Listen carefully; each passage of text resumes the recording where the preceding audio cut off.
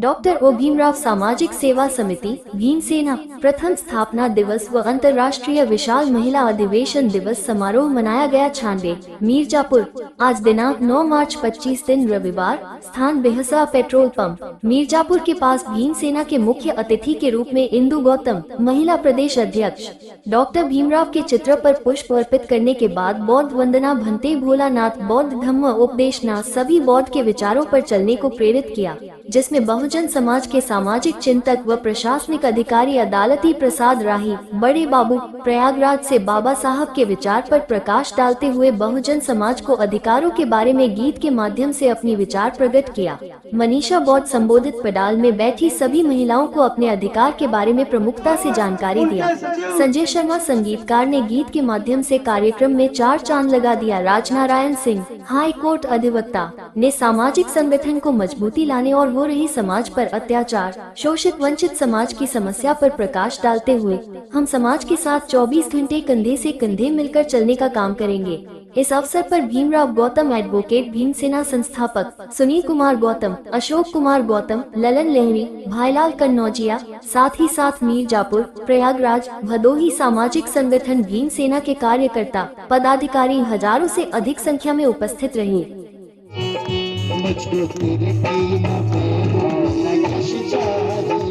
बाबा बुद्ध के चरणों का रस चाहिए, सुख मिले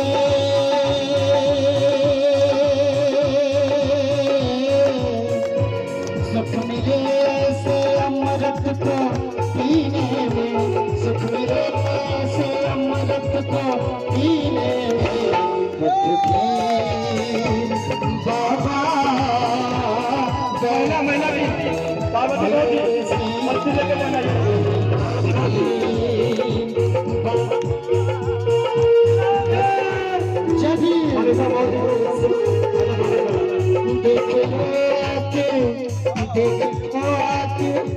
देख लो आके दिल के नगीने में, देख लो आके दिल के नगीने में।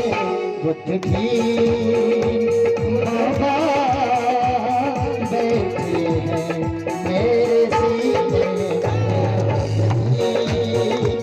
बाबा बैठे मेरे। कि ओस की बूंद की तरह होती हैं बेटियां, ओस की बूंद की तरह होती हैं बेटियां, चोट लगता है बाप को तो रोती हैं बेटियां। ओस की बूंद की तरह होती हैं बेटियां, चोट लगता है बाप को तो रोती हैं बेटियां। एक कुल का नाम रोशन करता है बेटा, एक कुल का नाम रोशन करता है बेटा, तो दो दो कुल का नाम रोशन करती है बेटियां, तो दो दो कुल का नाम रोशन करती है बेटियां। उनके सचिव नानक चंद्र जी थे, उनसे रो रो कर कह रहे थे कि तू लगता है मेरा अंत समय आ गया है, लगता है मेरा अंत समय आ गया है, और दूर दूर तक दूर इस मिशन को आगे ले जाने वाला कोई नहीं दिख रहा है। तभी तो बाबा साहब डॉक्टर भीमराव अम्बेडकर ने कहा था, हमें पढ़े लिखे लोगों ने देखा। इस बात से ये नहीं कि ये दो पढ़े लिखे लोग गद्दार हैं, धोखेबाज हैं, इसलिए कहा था कि उनके समय में दूर दूर तक उनका साथ देने वाला कोई नहीं दिख रहा था। भीमराव गौतम, संस्थापक भीमसेना। क्या कार्यक्रम है आज यहाँ पे? आज डॉक्टर भीमराव सामाजिक सेवा समिति भीमसेना का प्रथम स्थापना दिवस एवं विश्व अंतर्राष्ट्रीय महिला दिवस के रूप में मनाया जा रहा है, जिसमें जनपद मिर्जापुर के अलावा अन्य जिलों से प्रयागराज, बनारस, सोनभद्र, चंदौली से आए हुए तमाम हमारे कार्यकर्ता पदाधिकारी यहाँ उपस्थित हैं। भीमसेना स्थापना के लगभग 1 वर्ष आज पूरे हो गए हैं, तो दलितों के लिए और काफी पिछड़े लोगों की जो अगर कोई समस्या होती है तो क्या आप लोग उनके लिए कदम उठाते हैं? देखिए, खासकर हम दलित वर्ग के लिए हमारा संगठन नहीं है। हमारा दलित, शोषित, वंचित बहुजन समाज के साथ साथ अन्य जो समाज के उपेक्षित वर्ग के लोग हैं, उनके साथ जो भी शोषण, जुल्म, अत्याचार असंवैधानिक होता है, उसके लिए हम लोग निरंतर अगर हमारे पास आवाज आती है तो आप लोग के सानिध्य सहयोग से उसकी आवाज उठाते हैं और सफल भी हो रहे हैं। अभी संबोधन के दौरान आप कह रहे थे कि अगर दलितों की समस्या अगर नहीं सुनी जाती है तो जो जिस रूप में समझता है, जिस रूप में सुनता है, तो उस रूप में हम उन्हें सुनाते हैं। देखिए, मैंने दलितों के लिए नहीं कहा था, पूरे समुदाय, जो भी समुदाय पीड़ित है, अगर उनके साथ कहीं भी शोषण जुल्म अत्याचार होता है तो हम लोग निरंतर आवाज उठाते हैं। और वह आवाज हमारा कोई आवेश नहीं है, वो हमारा संवैधानिक अधिकार है और संविधान के तहत हम लोग अधिकारों को अपनी मांग करते हैं और अधिकारी से बातचीत करते हैं। महिलाएं काफी बढ़ चढ़ करके हिस्सा ले हैं क्या? देखिए, संगठन आजकल हमारा जो संगठन है महिलाओं को भी निरंतर साथ सपोर्ट कर रहा है और ज्यादातर महिलाओं को ही बंद कमरे में रखा जा रहा है। उनको जो आजादी मिलनी चाहिए संविधान का, उनको आजादी नहीं मिल रही है। तो अब महिलाएं जागरूक हो रही हैं, तो निरंतर जरूर है वो पहुंचेंगे अपने अधिकार को लेने के लिए। आज अंतर्राष्ट्रीय महिला दिवस भी है, क्या कहना चाहेंगे इस जनपद के महिलाओं के लिए? मैं जनपद के अलावा अन्य जनपद के जो लोग यहाँ आए हैं और अन्य महिलाओं को भी मैं संदेश देना चाहता हूँ कि देखिए, जो भी संवैधानिक अधिकार है उनको पढ़ें, जानें और अपने अधिकारों को लेने के लिए आगे आए। और मैं और मेरा भीमसेना के जितने भी पदाधिकारी हैं उनके साथ। पिछले 1 वर्षों में आपके संगठन से कितने सदस्य जुड़े? पिछले 1 वर्षों से लेकर संगठन हमारा कम से इस समय 25,000 से ऊपर है और खासकर जनपद मिर्जापुर के अलावा अन्य प्रदेशों, अन्य जिलों में हमारा संगठन काम कर रहा है। धन्यवाद आप सभी को। मेरा नाम जय नारायण सिंह है और मैं एक अधिवक्ता हूँ और हाई कोर्ट में प्रैक्टिस करता हूँ, हाई कोर्ट प्रयागराज में। आज भीमसेना का स्थापना दिवस है और संविधान को लेकर बड़ी बड़ी बातें की गई है, तो क्या कहना चाहेंगे दलित और पिछड़े वर्ग लोगों के लिए? हम आपके तीनों बातों का उत्तर देंगे। आज भीमसेना का स्थापना दिवस है।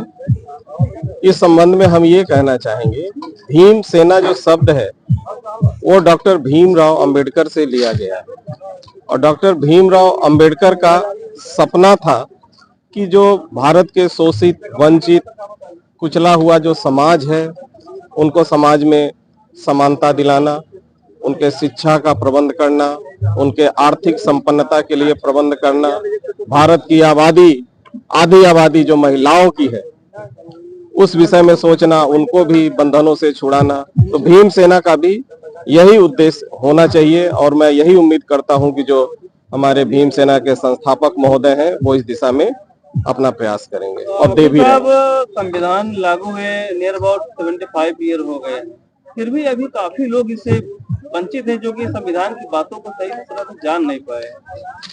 बिल्कुल आप सही कह रहे हैं और वो इसलिए है कि बाबा साहब ने यह भी कहा था कि संविधान तो अपने आप में बहुत बढ़िया बना है और भारत के जो श्रेष्ठ विद्वान हैं उन सब ने मिल के बनाया है।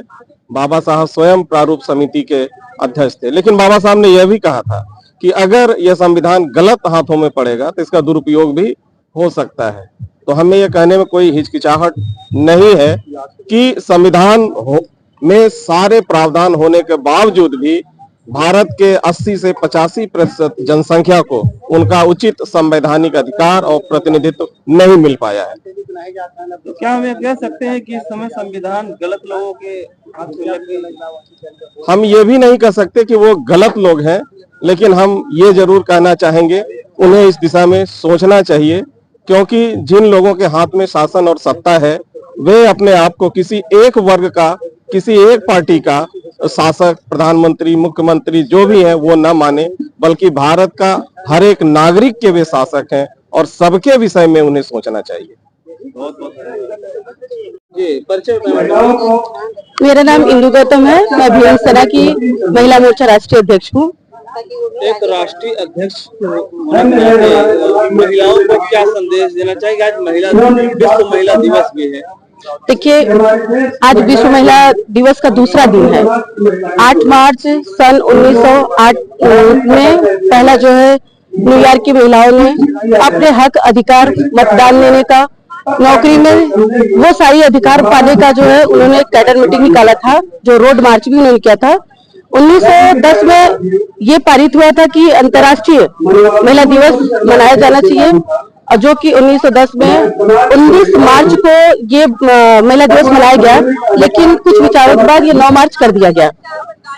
अच्छा मैडम जी, अभी कुछ वक्ताओं ने कहा कि महिलाओं को संविधान में शामिल नहीं किया जा रहा है, उनको काफी दूर किया जा रहा है, जबकि इस समय जो प्रधानमंत्री मोदी जी हैं महिलाओं को घर का मुखिया बना दिया। तो क्या आपको नहीं लगता कि महिलाओं को शामिल किया? देखिए, जो हमारी संगठन की सबसे जुझारू लड़की निशा बौद्ध ने कहा कि महिलाओं की स्थिति बहुत दयनीय है। कुछ चीजें होती है किताबी होती है, कुछ चीजें कागजी होती हैं। वो अलग की बात है कि मोदी जी, हमारे जो प्रधानमंत्री नरेंद्र मोदी जी, हमारे देश के प्रधानमंत्री, उन्होंने राशन कार्ड पे महिलाओं का नाम दे रखा है।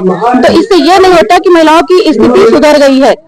आज भी हमारी महिलाएं घर से बाहर निकलना चाहती हैं, लेकिन कहीं ना कहीं उन्हें परिवार से इतना ज्यादा दबाव होता है कि वो निकल के भी ना निकलने के बराबर ही है, क्योंकि उन्हें एक समय की बंदिशें कर दी जाती हैं कि तुम्हें 6 बजे के अंदर घर होना चाहिए। जो महिलाएं अभी तक घर से निकलकर समाज में नहीं आना चाहती हैं या तो उनके परिवार आना नहीं देना चाहते, तो क्या संदेश देना चाहते? उन महिलाओं को मैं इतना ही कहूंगी कि जब तक आप स्वयं अपने अधिकारों के लिए नहीं बोलोगी, नहीं समझोगी, तब तक आप किसी को अपने लिए क्या दूसरों के लिए भी कुछ नहीं कर पाओगे। तो सबसे पहले आप स्वयं निकलिए, अपने हक को समझिए।